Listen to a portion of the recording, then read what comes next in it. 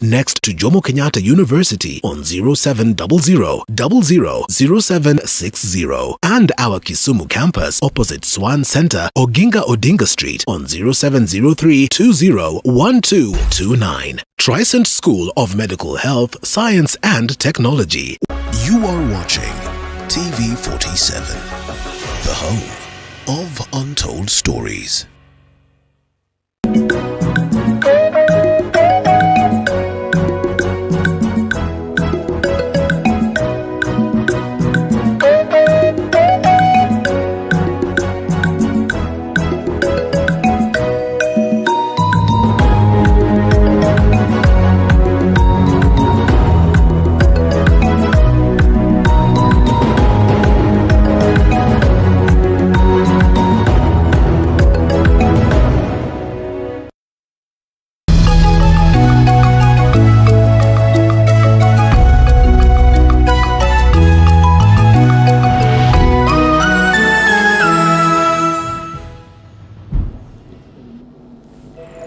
Na mtazamaji, hujambo popote ulipo. Ni siku ya 8 mwezi Januari mwaka 2021, wakati wa kukupa taarifa tendeti na sahihi, lakini kwanza tupate yaliyomo.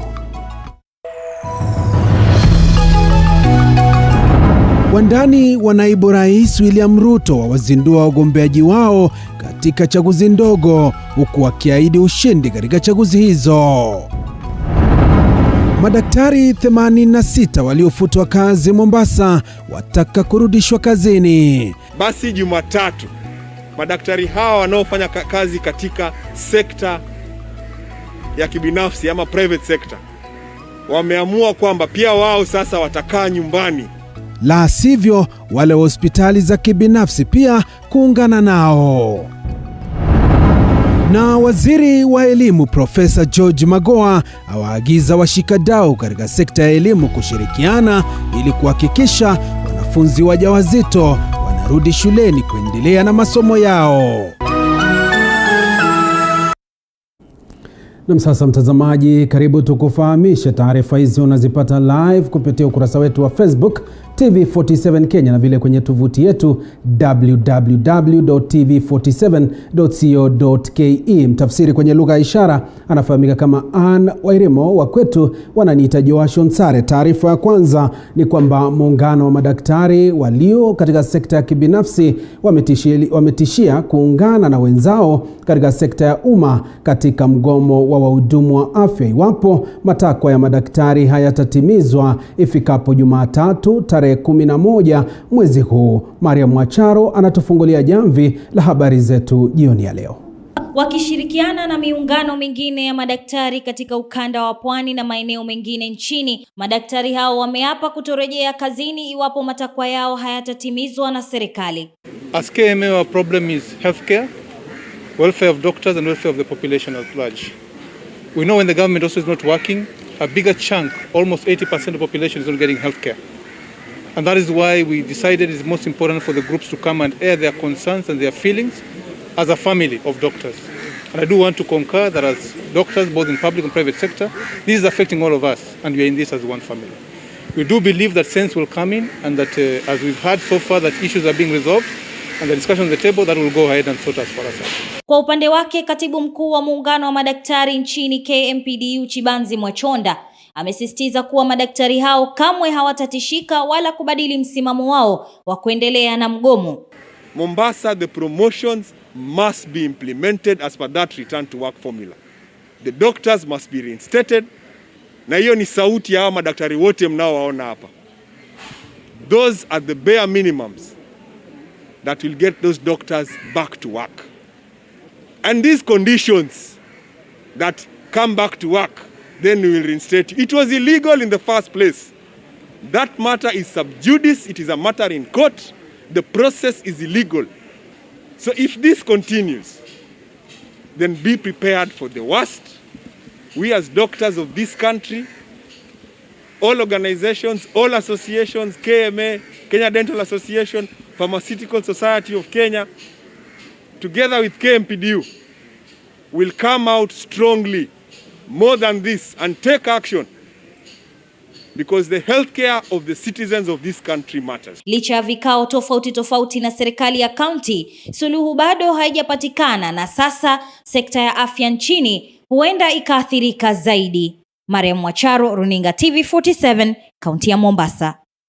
Tukisonga mbele ni kwamba muungano wa wauguzi nchini KNUN umelaumu baraza la magavana kwa kutofaulu kwa mkataba wa maelewano kati yao na serikali kuu, huku mgomo huo ukiingia siku ya 33 leo. Haya yanajiri huku wauguzi wapatao 1290 wakitarajiwa kurejea kazini katika kaunti ya Machakos. Hii ni baada ya maelewano na serikali ya kaunti hiyo kufaulu.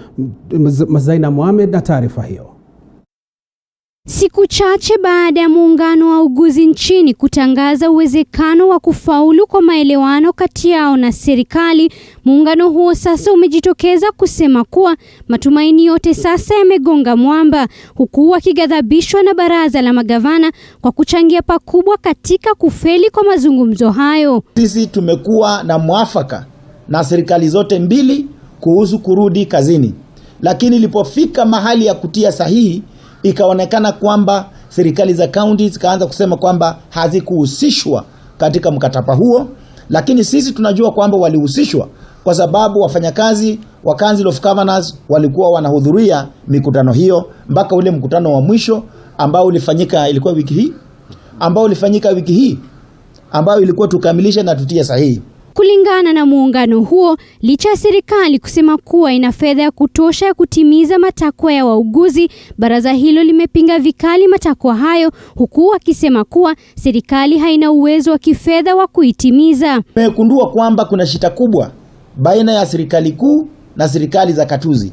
Kuna kutoelewana, na sisi tunaomba rais aingilie kati ili hii mambo ya kutoelewana baina ya serikali kuu na serikali za katuzi iweze kuondoka, ili huduma kwa wananchi katika serikali za katuzi na hata za kitaifa iendelee bila kukwamiza kwa njia ya migomo au njia yoyote. Haya yanajiri huku wauguzi wapatao 1290 katika kaunti ya Machakos wakitarajiwa kurejea kazini baada ya mazungumzo kati yao na serikali ya kaunti kufaulu. Kulingana na wauguzi hao, serikali ya kaunti hiyo imeahidi kutimiza matakwa yao yote. The officials, as you can see here, we are not going back because of the threats. As I indicated earlier on, we have had consultative meetings as even today, and we have arrived at a decision because we have not received any victimization from anyone. It's out of our consultations and the goodwill that we have had with our employer. Mgomo wa wauguzi nchini umeingia siku yake ya 33 sasa. Zainab Mohamed, TV47. Maafisa wakuu kutoka Wizara ya Afya na ile ya Elimu wamekiri kuna athari za ugonjwa wa korona zinazowakodolea macho watoto wanaokwenda shuleni. Haya yakijiri huku taifa la Kenya likiripoti visa vipya 221 vya maambukizi ya korona, watu waliopona wakiwa ni watu 365 na mtu mmoja kuaga dunia kutokana na ugonjwa huo saa 24 zilizopita. Fatma Ngwena anatueleza. Akizungumza wakati wa ziara yake katika shule ya msingi ya Kari, kaunti ya Kisii, katibu katika Wizara ya Afya Susan Mochache amesema serikali imejizatiti haswa baada ya watoto kurudi shuleni kuhakikisha maambukizi ya virusi vya korona hayasambai shuleni. Shule ya msingi ya Kari ni miongoni mwa baadhi ya shule zilizoathirika na janga la korona baada ya kupoteza wazazi 4 kutokana na ugonjwa huo ndani ya miezi miwili, huku zaidi ya wanafunzi 123 ikiwa hawajaripoti shuleni tangu shule kufunguliwa. 4 parents in this school actually lost their lives, and we've been told that out of those, 2 of the families of where 2 of the parents passed away have not been able to come back to school. Mochache amesema kuwa changamoto zilizopo huenda zikapungua ikiwa shule mbalimbali zitafuatilia kanuni zilizowekwa na Wizara ya Afya, kama vile kuwepo kwa idadi ya kutosha ya mifereji ya maji shuleni kwa ajili ya kunawa mikono. That there are certain things that will remain a challenge for us, being able to maintain social distancing, but we want to appreciate the schools. They are doing the very, very best that they can do. Aidha, katibu huyo wa Wizara ya Afya amepongeza shule katika kaunti hiyo zinazojitahidi katika kufuata masharti yote yaliyowekwa licha ya kuwepo kwa changamoto ya kuhakikisha kuna umbali wa mita 1.5 baina ya wanafunzi. Shule ya msingi ya Kari ina idadi ya wanafunzi 1300 na ni mojawapo ya shule za umma zilizo na idadi kubwa zaidi ya wanafunzi katika kaunti ya Kisii. Fatma Ngwena, TV47. Na mtazamaji, tukisalia katika masuala hayo ya elimu, ni kwamba waziri wa elimu Profesa George Magoha amewataka maafisa wa usalama katika serikali kuu kuwasaidia walimu na wazazi katika juhudi za kuwarejesha wanafunzi wajawazito na waliojifungua shuleni ili kuendeleza masomo yao. Mike Kagwongo na kina cha taarifa hiyo. Akizungumza alipozuru katika shule ya msingi ya Bungoma DEB kaunti ya Bungoma, Magoha amesema kuwa machifu na manaibu wao wapo kwenye nafasi bora za kuwafikia wanafunzi waliopotea na wenye ujauzito na kuwarejesha shuleni kuendeleza masomo yao baada ya shule kufunguliwa. Siku 5 baada ya shule kufunguliwa, bado idadi kubwa ya wanafunzi haijarejea shuleni, na waziri huyo anasema maafisa hawa watafanikisha shughuli hiyo. Our brothers in Ngao to help us to identify the children that are missing through chiefs and sub-chiefs, and to persuade even those who are pregnant, who are feeling shy, that pregnancy is not a disease and that they should come back to school. Kuhusu wanakandarasi waliopewa kandarasi ya kutengeza madawati, Magoha amesema serikali imetoa milioni 500 kuhakikisha wanalipwa marupurupu yao licha ya pesa hizo kuchelewa. We are paid well over 500 million now to artisans, and we are going to pay more. I think by Monday we should have been at 50% point. So if there are any deliveries that have been made even in Bungoma that have not been paid, let us make sure that the documents are in Nairobi by tomorrow, because we work on the basis of 24/7 to pay for these desks. Ndio wajibu wa walimu wakuu kuhakiki ya kwamba kila mwanafunzi anasalia shuleni baada ya serikali kuu kutoa pesa zitakazofanikisha wa kila mwanafunzi anasalia shuleni baada ya janga la corona. For primary schools, we have just released Kenya shilling 4 billion plus. It is in your accounts. What did you do with it? Day schools are free, and they are 75% of all secondary schools in the country.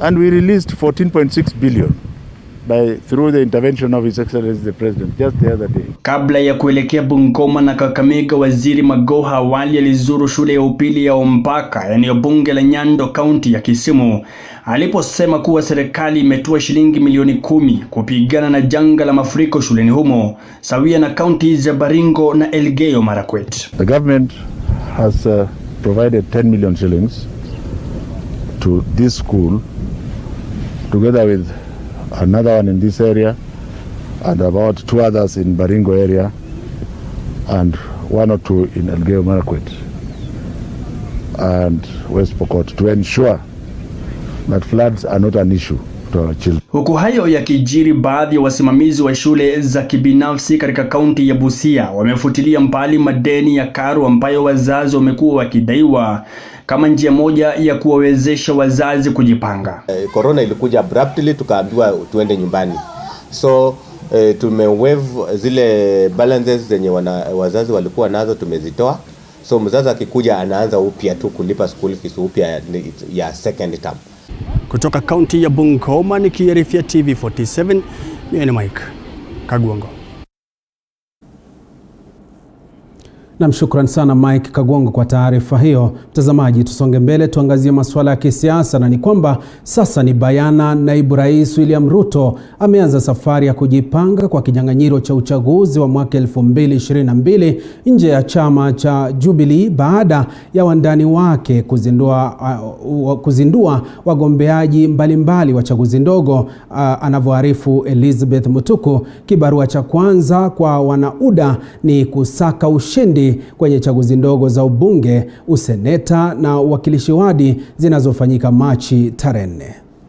UDA, kazi ni kazi. Kazi ni kazi. Hasla. Haikuwa iwapo ila ni lini naibu wa rais William Ruto na jeshi lake wangezindua chama chao cha kisiasa kwani miaka miwili iliyopita wamekuwa wageni katika chama cha Jubilee walichotumia kuingia uongozini mwaka 2017. Hili likitimia leo, zaidi ya wabunge na maseneta 50 wakiunga mkono kuzindua chama cha United Democratic Alliance kilicho na nembo ya toroli, yani wheelbarrow, mwenyekiti wake akiwa ni aliyekuwa seneta wa Machakos Johnston Muthama.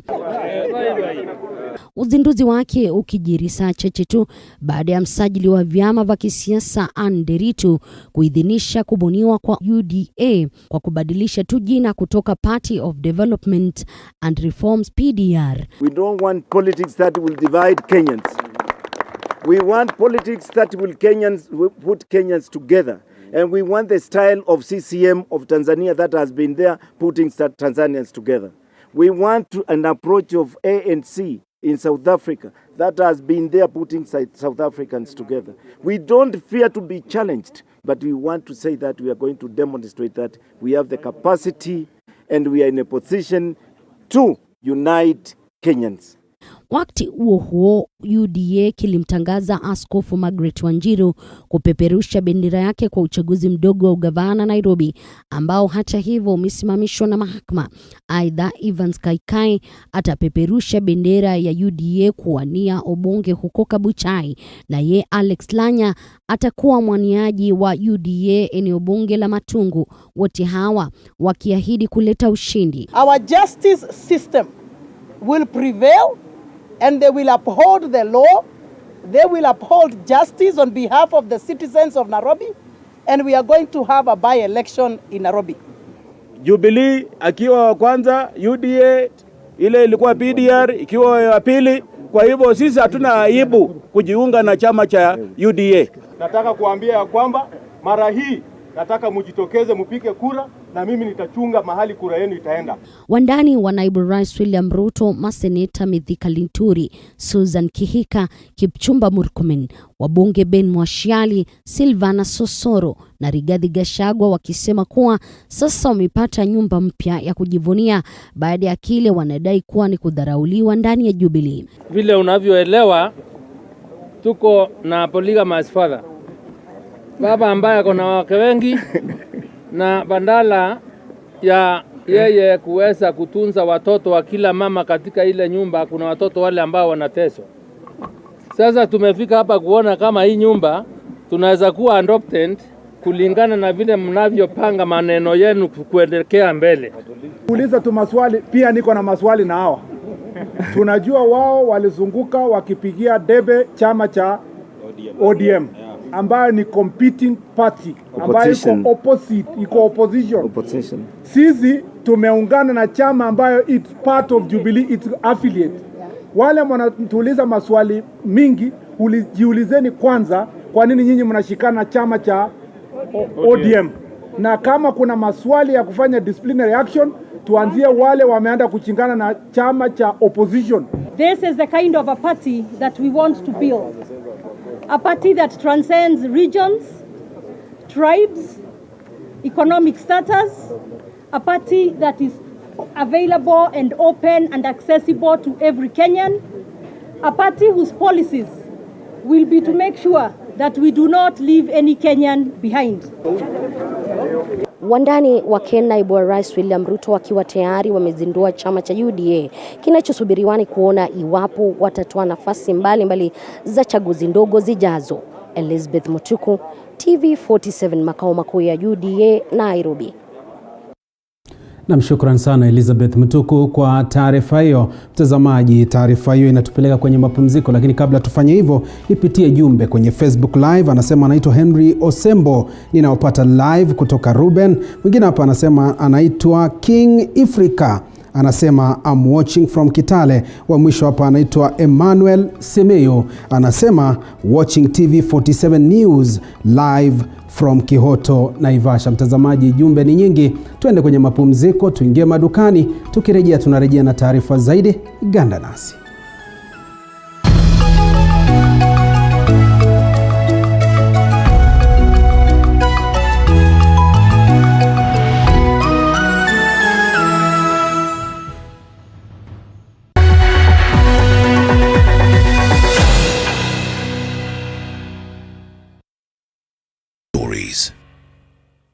Finca Properties Limited introducing Equator Gardens Phase 2 Nanyuki, a few minutes drive from Nanyuki. It's been an amazing year in the kitchen here on The Throwdown. We brought you ugali and brown fish by Sophia, the tasty butter chicken from the classic Mayura restaurant, and the sweet Oreo cake dessert by Lillian. This year, we bring you bigger and better from more mouth-watering meals, kitchen hacks, restaurant reviews, and even street foods. Tune in to The Throwdown every Sunday at 6:30 p.m.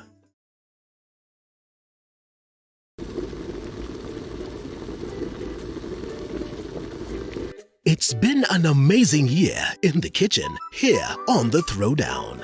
We brought you ugali and brown fish by Sophia, the tasty butter chicken from the classic Mayura restaurant, and the sweet Oreo cake dessert by Lillian.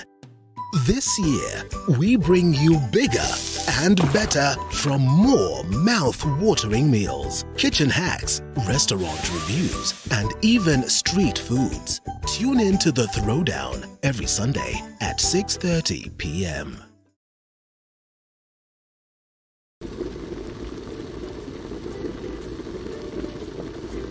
It's been an amazing year in the kitchen here on The Throwdown. We brought you ugali and brown fish by Sophia, the tasty butter chicken from the classic Mayura restaurant, and the sweet Oreo cake dessert by Lillian. This year, we bring you bigger and better from more mouth-watering meals, kitchen hacks, restaurant reviews, and even street foods. Tune in to The Throwdown every Sunday at 6:30 p.m.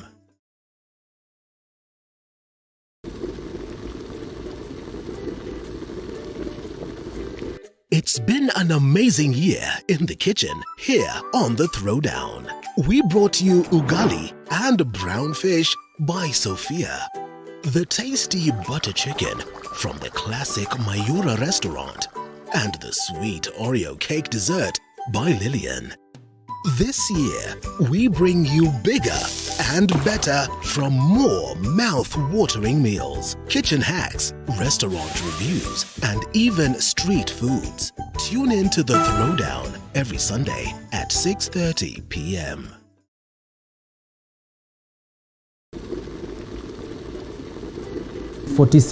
siku hii ya leo mtazamaji, na tuko na taarifa tumbi nzima. Unaweza kuwasiliana nasi kupitia kurasa wetu wa Facebook TV47 Kenya, ingia kwenye Twitter TV47KE, na vile vile ingia kwenye tovuti yetu maridadi kabisa ambayo ni www.tv47.co.ke. Tusonge mbele, na ni kwamba licha ya kupata afueni ya mazao ya kisasa, pamba aina ya BT ina mavuno mengi ikilinganishwa na ile ya kawaida. Wakulima wa pamba katika kaunti ya Busia wanahofia ukosefu wa soko la mavuno hayo, huku wakitoa wito kwa serikali ya kitaifa pamoja na ile ya kaunti ya Busia kuingilia kati. Mwanahabari wetu Musa Sala na maelezo zaidi. Wakulima hawa wako mbioni kuvuna walichokipanda, wengi wao wakipanda pamba ya BT kwa mara ya kwanza. Kinachowapa furaha zaidi wakulima hawa kutoka maeneo bunge ya Teso Kusini, Matayos na Funyula, kaunti ya Busia, ni urahisi wa kutunza mmea huu, wengi wao wakipata mavuno maradufu kwa gharama za chini ikilinganishwa na pamba ya kawaida waliokuwa wakilima hapo mbeleni. Tofauti ile nimeona ni kwamba BT ina mazao mazuri na haina wadudu. Ikipasuka inapasuka pamba nyeupe kabisa. Hybrid ina equally same futures, lakini kidogo ina wadudu. Lakini kinachowaumiza kichwa wakulima hawa ni wapi watauza mazao yao, ukosefu wa soko ukiwa kizungumkuti katika eneo hili. Wakulima hawa wakiitaka serikali kufufua kiwanda cha kuchana pamba cha Mulwanda. Pamba si kama chakula ingine. Ile chakula ingine kama wibi, kama maidi, ikikosa soko naweza kula.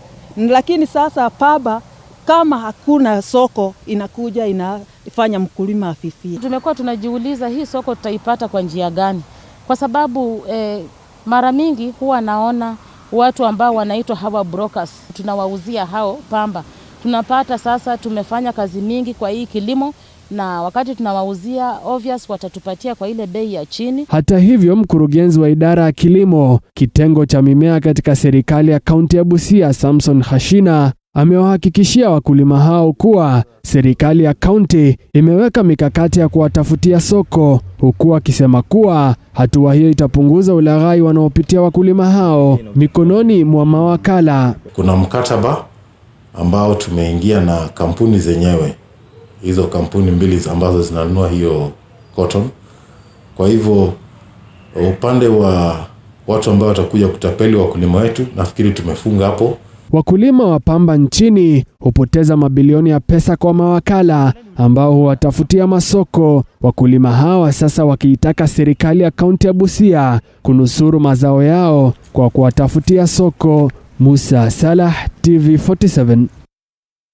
Shukrani sana Musa Salah kwa taarifa hiyo. Tusonge mbele, na ni kwamba familia na jamaa za Kennedy Muthithi Mwende, mwanabodaboda wa kaunti ya Garissa, sasa wanaiomba serikali kuwapa usaidizi wa kutafuta mwili wa Kennedy unaosemekana kuwa katika mto Tana, kaunti ya Kitui. Kulingana na mashahidi ama walioshuhudia, mwili wa Kennedy ulionekana katika kingo za mto Tana ukivutwa na mamba majini. Kwingineko ni kwamba wakazi wa Siaya wanatarajiwa kunufaika na mradi wa nishati ya sola. Mwanahabari wetu Joan Maina na mkusanyiko wa habari za kaunti. Familia ya Kennedy Muthithi sasa inaiomba serikali kuwapa usaidizi wa kutafuta mwili wa Kennedy ambao unasemekana kuwa katika mto Tana, kaunti ya Kitui. Leo ikiwa ni siku ya 7 kutoka kupotea kwa Kennedy. Walioshuhudia wamesema kuwa mwili wa Kennedy ulionekana ukiwa katika ukingo wa mto. Kufikia siku ya date 2 penye tulisikia mwili wa Kennedy umepatikana bridge kwa maji. Tulipokuja ni kweli tulipata mwili, lakini ukawa bado unatembea. Kwa safari tulianza tukachukua watu wa Red Cross. Mwili wa Ken ulitembea kwa maji, na venye tuliuliza kila mahali yote tulipitia ni kwamba mwili ulionekana. Bodaboda ya Kennedy ilipatikana kilomita 10 kutoka mji wa Garissa, hili likiibua maswali kadhaa. Tunaomba serikali iingilie hili jambo. Tumemtafuta sisi wenyewe kama relatives na tumemkosa. Katika kaunti ya Murang'a, wanabiashara wa mji huo sasa wana kila sababu ya kutabasamu baada ya serikali ya kaunti hiyo kuanzisha mradi wa kuboresha barabara ndogo zinazounganisha mji huo.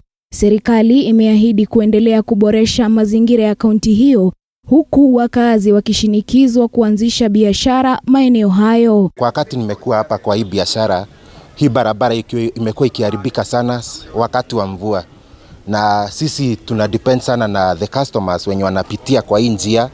Kwa hivyo wakati barabara imeharibika, watu hawatumii njia sana. Wizara ya Afya kaunti ya Siaya imepokea msaada wa nishati za sola kutoka shirika lisilo la kiserikali la Center of Health Solution. Sola hizo zitatumika katika hospitali na maeneo 6 yatakayonufaika kutokana na mradi huo wa takriban shilingi milioni 2.3. Sola hizo zitatumika katika hifadhi ya chanjo ya corona. Hii ni kulingana na mwanakamati wa Wizara ya Afya kaunti ya Siaya, Dismas Wakla. From what has been shared with us, these vaccines will require to be stored in extremely cold conditions. We know where we are is the opposite of that, because we are in the tropicals, and you can see even the scorching sun that we are standing in. Joan Maina, TV47. Tuelekee katika kaunti ya Uasin Gishu, na ni kwamba madereva wa malori ya kubebea mizigo mjini Eldoret wanalalamikia kuangaishwa na maafisa wa polisi wa Kenya kwa madai ya kubeba zaidi ya kiwango kinachohitajika licha ya wao kutimiza masharti yote ya uchukuzi. Calvin Chitwa na taarifa hiyo. Madereva hao zaidi ya 50 wamesema kwa muda wa wiki moja iliyopita wamekuwa wakikumbana na wakati mgumu wanaposafirisha bidhaa zao. Zote zimeambiwa ziko na excess. Lori yangu jana imeshikwa, nimeambiwa niko na excess ya 1 ton na niko na weighbridge ticket ambayo nilipima pali private, na nikionyesha wananiambia ati gari yangu iko na excess. Sasa sisi tunataka kusema hivi, sisi kama transporters wametugandamiza sana.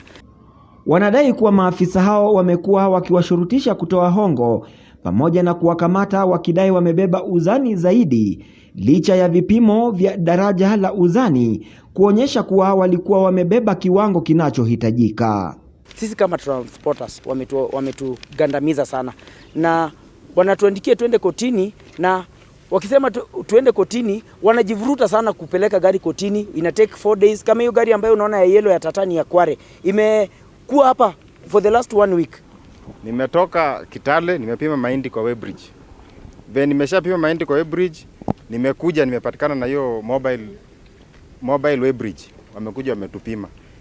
Na mkubwa wangu ameniambia tutoi gari, aliweke mafuta tuende mpaka Webuye ama tuende mpaka Gilgil.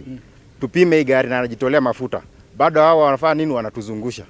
Huku wanapiga simu, akipigia mkubwa anataka hongo. Sasa hiyo hongo tutatoa mpaka siku gani? Tunauliza kabisa. Tutatoa mpaka siku gani? Aidha, wanasema wanakadiria hasara kubwa, wakidai malori yanapokamatwa maafisa hao hujikokota kufanya uamuzi, hali iliyowalazimu kufululiza hadi katika ofisi za KENHA kuwasilisha lalama za kukandamizwa. Gearbox sasa inapiga kelele. Sasa hiyo tena ni majukumu mengine zaidi ambayo unalazimishwa wanakuja kuingilia kazi ambayo si hiyo, kwa sababu they use a lot of force. So sisi tuko na complain, tunataka hiyo team, kwa sababu tumeona hiyo team yote ni team ya watu wageni. Kwa nini wasifanye kazi yao na competency, waweze kufanya na waweze kusikiliza pia transporter, ili tuweze kufanya kazi pamoja. Lakini mambo ya kudhulumu watu, ile pesa ambayo walikuwa wanachukua kwa barabara, sasa hakuna mtu anabeba excess, na hiyo pesa yenye tulikuwa tunawapea kwa barabara ndio inaleta shida. Calvin Chitwa, TV47, kaunti ya Uasin Gishu. Namshukran sana Calvin Chitwa kwa taarifa hiyo. Mtazamaji, tusonge mbele na taarifa, na ni kwamba katika harakati ya kuhakikisha jamii inapata elimu ya kisasa, mbuga ya Lewa iliyopakana na kaunti za Meru, Isiolo na Laikipia imepiga jeki shule zilizo kwenye jamii zinazozingira mbuga hiyo. Katika masomo hayo, wanafunzi hufunzwa namna ya kuhifadhi mazingira kwa faida ya vizazi vijavyo. Tulizuru shule ya Lewa Downs iliyoko karibu na mbuga hiyo ili kuweza kufahamu faida zilizoko kwa jamii hiyo kupitia kwa elimu ya kidijitali.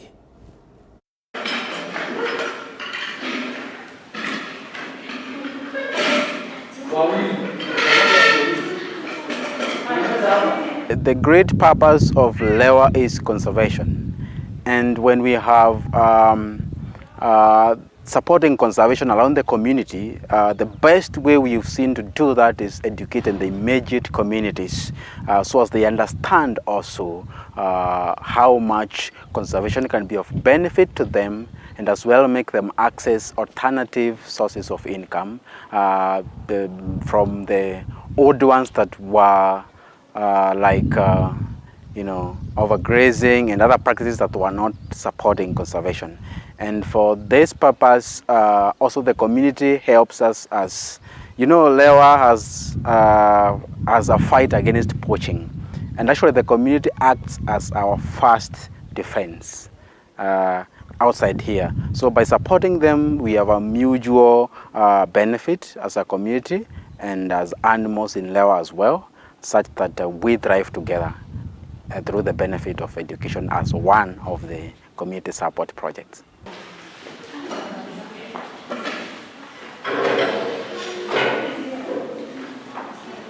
We have over time built an ICT infrastructure that is very easy to use for the teachers. It's just a walk-in, log-in, plug and play items in the classroom, and also for the students. So the next measure of effectiveness is like how robust are these devices that we use in the classroom, because if you see the setup of our classrooms, it's in a remote, dusty area, and we have to build infrastructure that can run in such environments. Actually, this community is made up of several students who have come through this school, who are alumni of this school. And since the school was running over years, now there is a lot of products in the community. And some are in universities, others are in colleges, in different institutions, and others also in high schools in different regions. And this library, especially now that we have COVID, is serving as a point where they can have the comfort of, not just the comfort of learning, but accessing a book that they would have access to in their schools, do their research.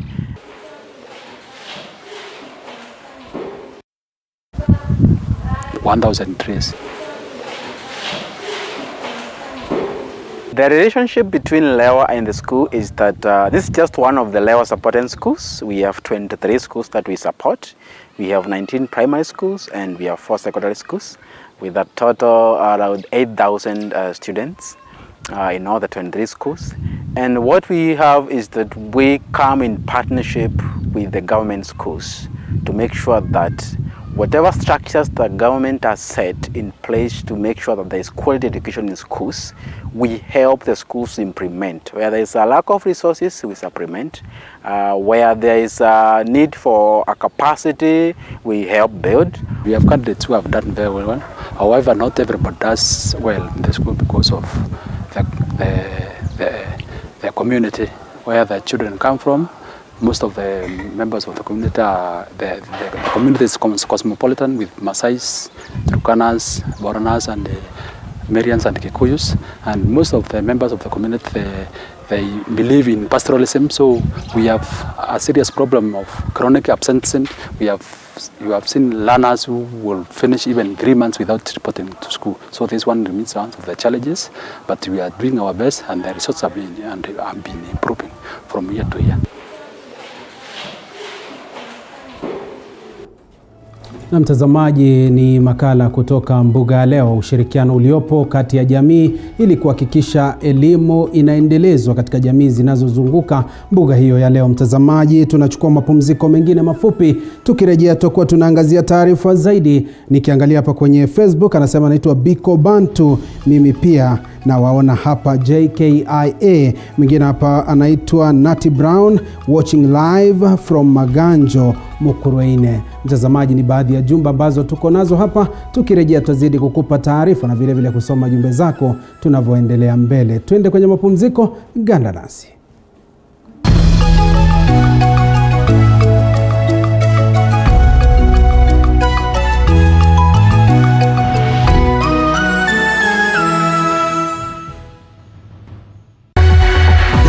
The perfect way to kickstart your day in the morning? Well, apart from having a healthy breakfast, the morning cafe is all you need. We will inform you on what's happening on the roads, dive deeper into the newspapers, alongside heated political debates. Examples. Yes, we are using examples. Is America here to defend itself?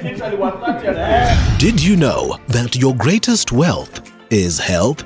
We get down into farming, education matters, business and innovation. And yes, we cannot forget family matters. These people want encouragement.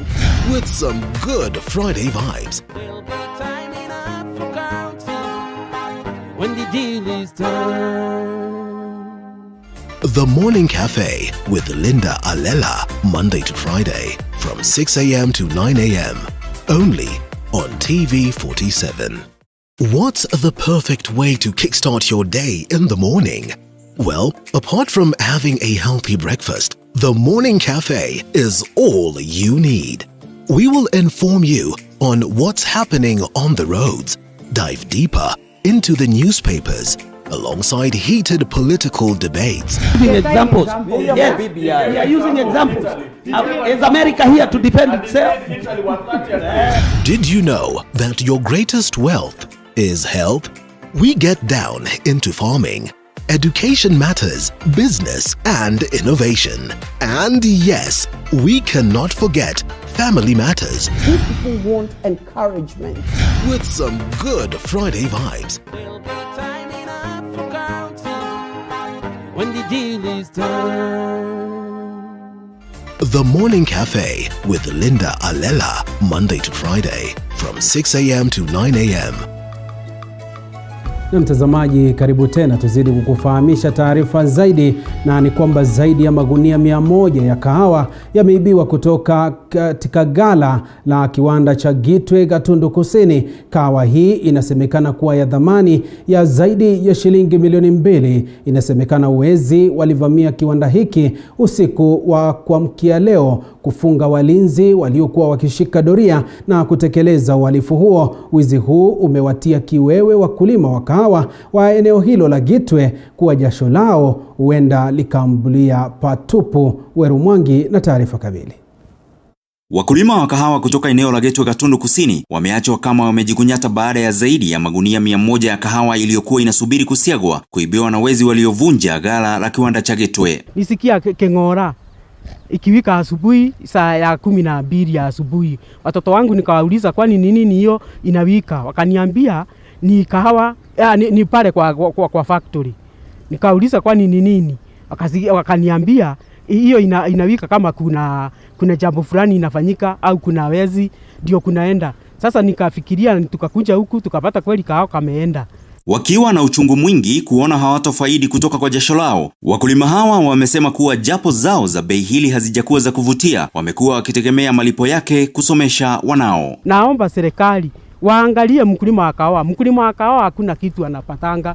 Tunangojea tulipe watoto. Kwa hivyo tulikuwa tunangojea tulipo hii mwezi wa pili. Tunalipanga mwezi wa pili. Tupeleke hiyo pesa kwa shule. Sasa sijui tutafanya nini juu kahawa ilienda. Ni wizi uliowaacha wengi na mawazo ya hatima ya kilimo cha kahawa, baadhi ya wakulima wakionekana kuchoshwa na kilimo cha kahawa na kuzamia kilimo mbadala. Sasa tunaomba serikali muhurumie wakulima, kwa sababu msipochukua hatua mkulima atafinyiriwa na atafinyiriwa. Hata mkimuongeza pesa ya kahawa ataendelea kufinyiriwa, kwa sababu kabla apokee pesa ya kahawa wezi watakuwa wanakuja na wanaiba kahawa ile inapatia mkulima pesa. Akithibitisha kisa hiki, kamanda wa polisi katika kaunti dogo ya Gatundu Kusini Sylvester Githungo amesema kahawa hii ilikuwa ya zaidi shilingi milioni 2 na polisi wameanzisha uchunguzi kuwasaka waliotekeleza wizi huu. Kuconfirm asubuhi hii tuliamuka na report kwamba kuna kahawa imeibiwa mahali inaitwa Ituro factory, na tukaenda kule tukiwa the whole team na kweli tukaconfirm kumeibiwa kahawa ambao ilikuwa inapagwa kusafirishwa leo ama kesho.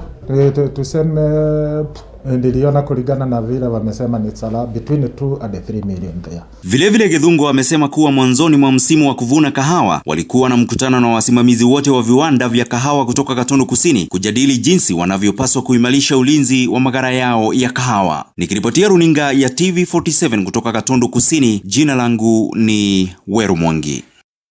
Na mshukran sana.